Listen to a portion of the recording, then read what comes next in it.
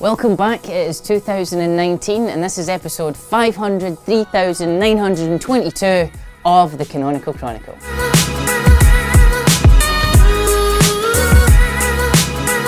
First up, Google featured snippets are now jumping to the exact place on your site where the user clicks. This is currently exclusive to AMP pages. What's happening when they click on the snippet from the SERP, they're going all the way down your website straight to the bit of the snippet that the user's clicked on.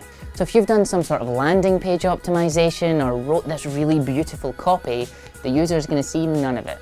Sadly, if people keep skipping all the way down your perfectly crafted landing page, your click-through rate's going to die and your conversion rate's going to die. And when it comes to brand retargeting, sorry, they didn't see the brand name at the top there, so that's probably going to die as well. For me, this is very much like playing Jenga. You know, there's always that one guy that decides to take the block from the very bottom? Yeah, exactly. On to this one. Good job. But hey, at least the user gets what they want, right? How was your holiday season? Did you spend a little bit of time with your loved ones? Did you enjoy a filling meal? Fuck off, I'm full off. It's only a wafer thin. And were you spreading Christmas cheer, loud and clear for all to hear?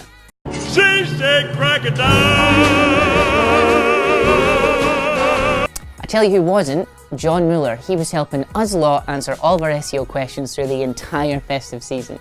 I've got to say, considering the guy does this every single week during the Hangouts, he's an absolute pillar of the community, and we'd just like to say thank you very much, John, and we're sorry you didn't get a ton of time off because you were helping all of us lot out with all of our SEO questions. So now inside the SERPs, you're going to start to see a lot more direct results from streaming services like Amazon Prime and Netflix.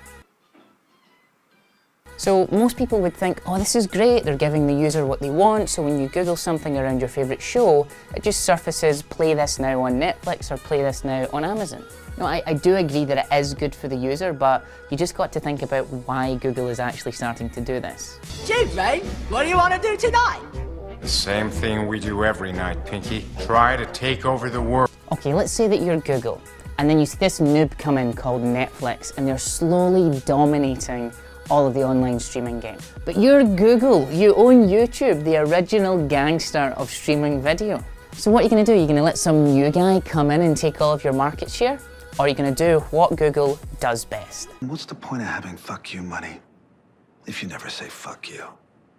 Next up, Bing is asking for special treatment. So Bing have come out and they've said that if you've got a special section for BingBot in your robots.txt file, you're going to need to write some special rules for them outside of all of the other directives inside your robots.txt file. So if you're one of those webmasters with a specific section in your robots.txt file for Bing and other bots, I have a special message for you.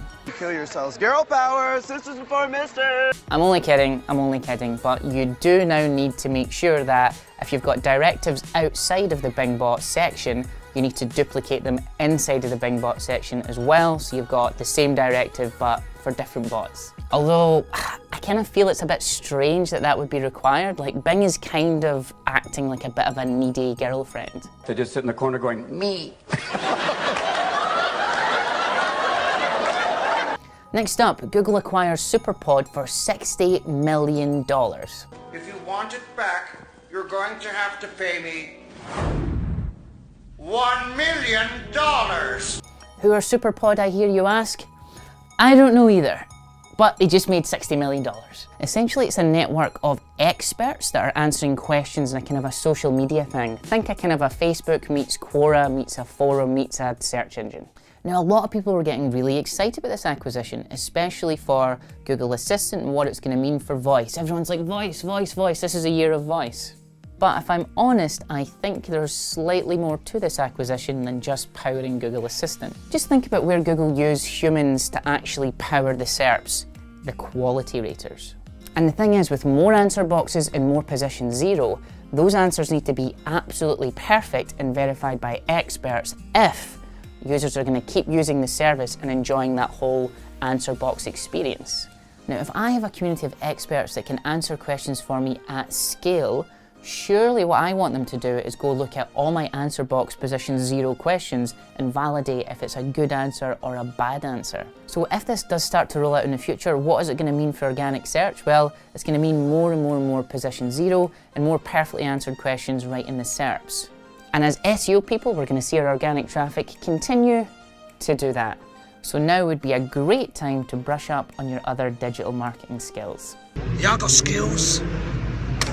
At Google I/O last year, John Mueller said that they're trying to move Googlebot into a much more advanced crawler, kind of like the Chrome 41 browser. I'm a cybernetic organism, living tissue over a metal endoskeleton. So someone on Twitter asked, hey John, should we be optimizing for this kind of future iteration of the bot, or should we stick to what we know, or what's going on? So when asked on Twitter, John actually confirmed that, listen, don't try and optimize for Chrome 41, just try and stick to the current status quo. Not the rock band though, they are absolutely diabolical. So for Google My Business profiles, especially on mobile, what we're now seeing is much more prominent click to call and click to message functionality, so you can go straight in and contact the business. It's really up in your face. Get out my face! Sorry. So most people view this and think, great, for local businesses this is amazing, we can get more leads, we can get more sales, but I think, as always, there's a little bit more to the story than we're not seeing. Imagine 10 years from now, we get used to using this in every single business transaction that's from a local business going through Google My Business. And now imagine that in every single country, every single city around the world globally. Google is now the conduit for all traffic and all transactions for every local business in the world. So essentially, much like Amazon have taken care of like all the low consideration purchases that we just don't want to deal with, Google is going to be the conduit for all small business transactions in the very near future.